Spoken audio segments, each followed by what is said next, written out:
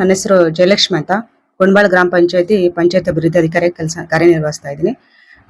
ಕಳೆದ 3 ದಿವಸದಿಂದ ಹಿಂದೆ ನಮ್ಮ ಗೊಂಡಬಾಳ ಗ್ರಾಮ ಪಂಚಾಯತ್ ಮುದ್ದಬಳ್ಳಿ ಗ್ರಾಮದಲ್ಲಿ ಸ್ವಲ್ಪ ಕುಡಿಯ ನೀರಿನ ಸಮಸ್ಯೆ ಆಗಿತ್ತು. ಅದರ ಅನ್ವಯವಾಗಿ ನಾವು ಬೋರ್ವೆಲ್ಗಳನ್ನು ಪರಿಶೀಲನೆ ಮಾಡಲಾಗಿ 3 ಬೋರ್ವೆಲ್ದ್ದು ನೀರು ಕಡಿಮೆ ಆಗಿದೆ. ಹಾಗಾಗಿ ಹೊಸ ಖಾಸಗಿ ಬೋರ್ವೆಲ್ ಅನ್ನ ಪಡೆದುಕೊಂಡು ಬಾಡಿಗೆ ಮುಖಾಂತರ ಪಡೆದುಕೊಂಡು ನೀರನ್ನ ಸರ್ವೇಷಣೆ ಮಾಡ್ತಾ ಇದೀವಿ. ಸದ್ಯಕ್ಕೆ ನೀರನ್ನ ಎಲ್ಲರಿಗೂ ನಿಯಮಿತವಾಗಿ ನೀರನ್ನ ಸರ್ವೇಷಣೆ ಮಾಡ್ತಾ ಇದ್ವಿ. ನೀರಿನ ಸಮಸ್ಯೆ ಏನು ತೊಂದರೆ ಏನಾಗಿಲ್ಲ.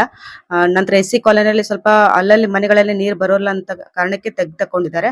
ಅವರು ಕೂಡ ಮನವರಿಕೆ ಮಾಡಿದೀವಿ. ನಾವು ಮನೆಗೆ ಹೋಗಿ ನಳದ ತಕೊಂಡಿದ್ದಾರೆ. ಅವ್ರಿಗೆಲ್ಲ ಮೇಲೆ ನಳ ಮಾಡ್ಕೋರಿ, ಆನ್ ಆಫ್ ಮಾಡ್ಕೊಂಡು ಪೈಪ್ಲೈನ್ ಮಾಡ್ಕೊಂಡು ಆನ್ ಆಫ್ ಮಾಡ್ಕೋರಿ, ಮುಚ್ಕೊಂಡು ಅಂತ ಹೇಳಿದೀವಿ.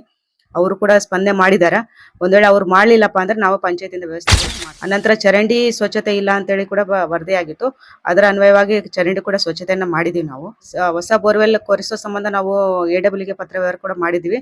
ಪ್ರಕಾರವಾಗಿ ಜಿಯೋಲಜಿಸ್ಟ್ ಕೂಡ ಇವತ್ತು ಬರ್ತಾ ಇದ್ದಾರೆ ಪಾಯಿಂಟ್ ಮಾಡೋದಕ್ಕೆ.